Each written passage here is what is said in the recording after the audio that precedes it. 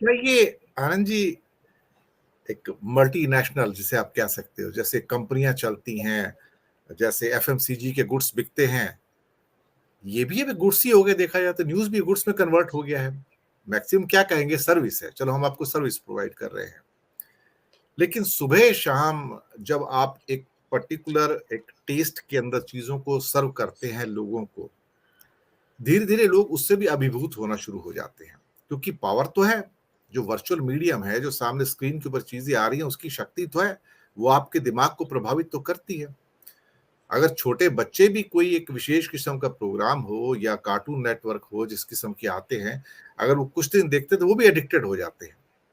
तो हमारे यहाँ भी एक बहुत बड़ा वर्ग ऐसा है जब वो उस किस्म की जब कहानियां प्रतिदिन सुबह और शाम गाई जाती हैं, जिसके अंदर एक विशेष राजनीतिक दल के गुणगान किए जाते हैं, जय जयकार किया जाता है, और दूसरे को दिखाया जाता है ये फिल्म का विलेन है, बड़ा विलेन है, वो इसको आखिर में मार पड़ेगी और हीरो जीत जाएगा बाद में आकर।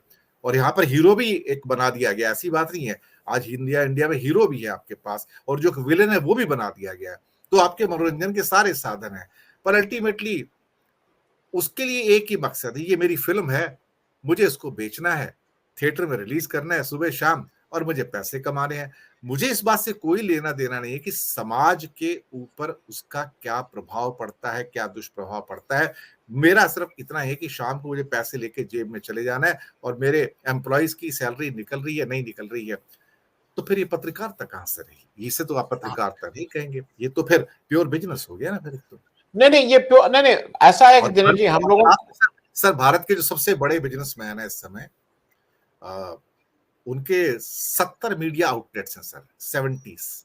अब उसमें अलग अलग किस्म के टीवी चैनल्स भी हैं, और ना जाने कई और आउटलेट्स भी हैं।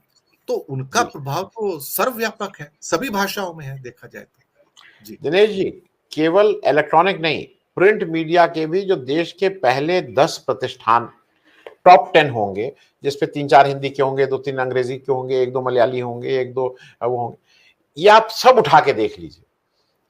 देखिए ये फैक्ट है इस देश में कि जो वैश्य लोग हैं वो उनको बिजनेस सेंस बेटर होता है, उनका बिजनेस सेंस बेटर होता है, इसमें कहीं कोई दो राय नहीं।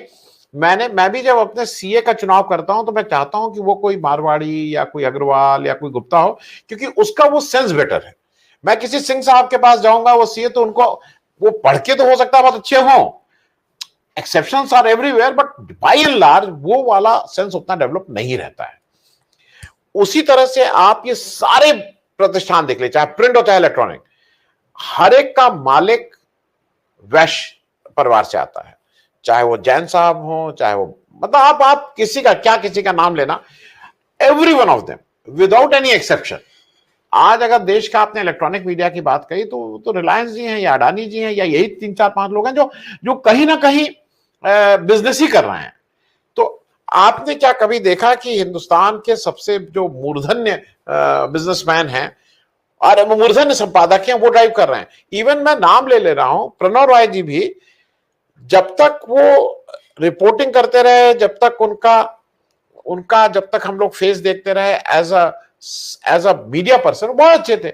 लेकिन जब वो उन्होंने उसको बिजनेस में कन्वर्ट करने किया, और जब उन्होंने 400 करोड़ रुपए के लोन अपनी स्टेक्स अंबानी जी के पास रख के की, तो वो संपादक नहीं रह गए थे, वो फिर बिजनेसमैन हो गए थे। और फिर जब 400 करोड़ का कोई पैसा अगर किसी संस्थान से ले रहा है, तो दबाव तो उसका बिजनेस का होगा, उसका दबाव रिपोर्टिंग का थोड़ा ही होगा। तो ये हम लोगों ने हमने आपने अपने सामने देखा है।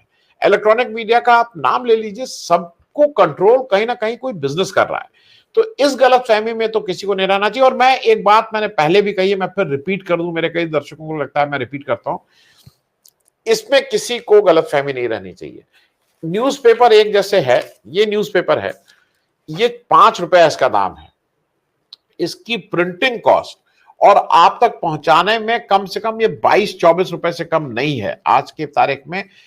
एक 16 पेज का पेपर अच्छी प्रिंटिंग के साथ, उसकी कॉस्ट ऑफ रिपोर्टर्स को जो पैसा दिया जाता है वो बहुत कम है, उसकी cost of printing, cost of ink, cost of distribution, आपके घर तक पहुंचाना, वो एक बड़ा पैसा होता है, वो कम से कम 20 से 25 रुपया है। और मुझे एक मेरी बहुत पहले किसी आज से 20 साल पहले किसी एक सीनियर पत्रकार ने कहा था, जब मैं इस पे परेशान होता था कि भाई ये कैसे चलेगा, ऐसे नहीं होना चाहिए, उसने कहा था एक चीज बताइए, 25 रुपए का पेपर 5 रुपए में आप बेच रहे हैं, ये 20 रुपया कौन दे रहा है, और जो 20 रुपया दे रहा है वही डिसाइड करेगा कि आपका पेपर क्या छापेगा। इसमें कोई मैं ये कह रहा हूं, इसमें कोई रॉकेट साइंस नहीं है। आज हम और आप सोशल मीडिया पे हम लोग थोड़ा इंडिपेंडेंट इसलिए रह पा रहे हैं कि हम किसी एडवर्टीजमेंट पे डिपेंडेंट नहीं है। पहली चीज ये, हमारे यहाँ बार बार कहा जाता है कि भाई आप थोड़ा इक्विपमेंट को बेटर कर लीजिए। पता है, मुझे पता है, आज ये पता है कि दिनेश जी के पास एक अगली जनरेशन का अगर कैमरा होता तो उनकी इमेज बेटर आती। मुझे पता है अगर दिनेश जी के पास एक 2 लाख रुपए का एक साउंड इक्विपमेंट होता तो उनकी आवाज बेहतर आती। मुझे पता है कि अगर मेरे पीछे एक स्क्रीन जिसमें करीब 1 लाख रुपया लगे तो वो लगती, तो उसमें मैं बेटर आता। लेकिन उसके बिना भी मैं अगर एक मिनिमम एक्सेप्टेबल क्वालिटी दे रहा हूं, मैं ये नहीं कह रहा हूं कि I am giving the best या Dinesh ji is giving the best, हम एक मिनिमम एक्सेप्ट, एक होता है ना एक खाना खाने लायक हो, एक खाना खाने ही लायक नहीं हो, एक खाना लाजवाब हो। लाजवाब खाना पता है कैसे बनता है, लेकिन लाजवाब खाना बनाने के लिए लाजवाब कॉस्ट भी आती है। तो वो एक बीच का हम लोग वो है जिसमें हम अपने कंटेंट पे बहुत मेहनत करते हैं, हम अपने शायद मैं उसी पे आ रहा था सर कि